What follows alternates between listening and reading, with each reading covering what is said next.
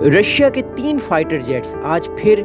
Estonia की air space violet करके वापस चले गए हैं। ये ऐसे मौके पर हुआ है जब रशिया के 3 फाइटर जेट्स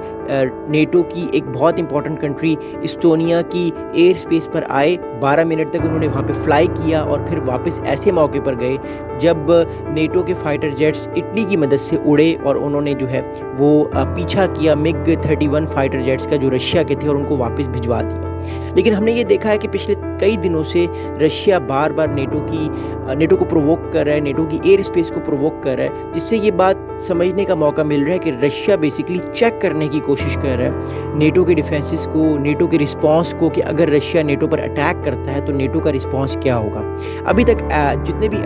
एनालिसिस्ट हैं वो ये बात कह रहे हैं कि नेटो का जो डिफेंस सिस्टम है, ख़ास तौर पे ईस्टर्न फ्लैंक का, जिसमें फिनलैंड से लेकर जो बल्गारिया तक सारे नेटो के कंट्रीज़ हैं, उनका डिफेंस सिस्टम या उनका एयर डिफेंस सिस्टम अभी इतना ताकतवर नहीं है कि वो रशिया के ड्रोन्स को या फाइटर जेट्स को इतना जल्दी इंटरसेप्ट कर ले। इस वजह से रशिया आसानी के साथ पोलैंड में भी अपने ड्रोन्स को भेज देता है। रोमानिया में भी उसने पिछले दिनों अपना एक ड्रोन भेजा जो तकरीबन 50 मिनट रोमानिया की एयर स्पेस में उड़ता रहा, और यहाँ पे